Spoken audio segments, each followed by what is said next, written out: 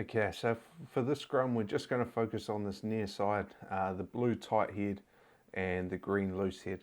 At secondary school, especially the lower grades, scrums can be really messy. So we're just going to focus on these near side players.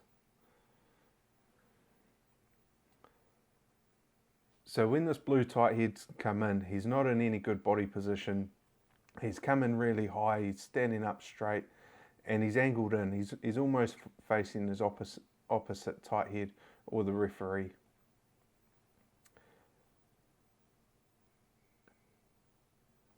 So with the hooker, he's standing up as well. So normally when the hooker gets to the scrum, we want them to set the height, and then our props can come in once they've set that height and they stay that height. We see here when the prop's binding onto his hooker, again he's facing on a big angle, almost facing towards the referee. So that's where, if he stays in that position, that's where all of his power and momentum's going to go. So here, once he's bound onto his hooker, what we'd like him to do is to square up by bringing his outside leg out and squaring up his shoulders and hips.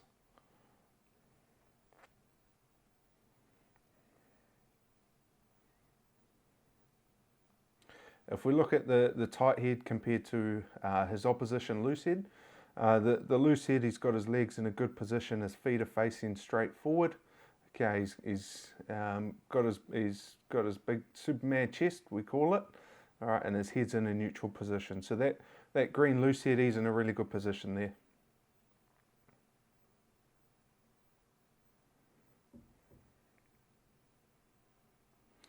So in the setup with the tight head having his hands on his knees, okay, he's just lost all shape that he had in his back. Okay, he needs to get that elbow up, similar to the green loose head. He's still in a good position.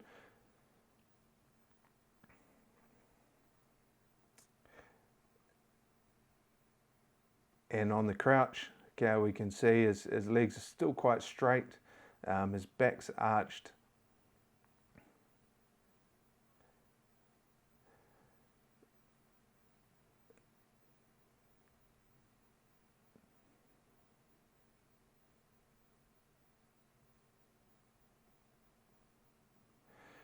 So on the bind here, if our props are going to have that split stance, we want their movement to be with their leg to be on that bind. Okay, so typically props will start with a split stance, which means that they can stay balanced, and then once they get that bind up, that's when they're able to move that foot back and get some weight through the opposition. So we see here the blue tight head, he keeps his foot up, which means he's either going to stay split stance, or if he does move it back, he's going to move it back on the set, which isn't what we want because he's moving his momentum back when the opposition's putting some weight through him. So if we look at this green loose head, all right, his feet are square, he's in a good position, he's a little bit high, okay, but he's probably come up because of the height of the blue scrum.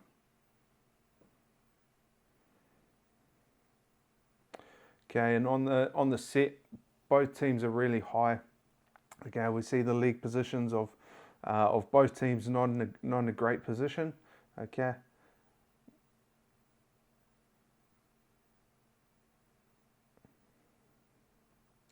And when some weight comes on, this blue tight head, who's still split stance, he brings his foot off the ground for a couple of times.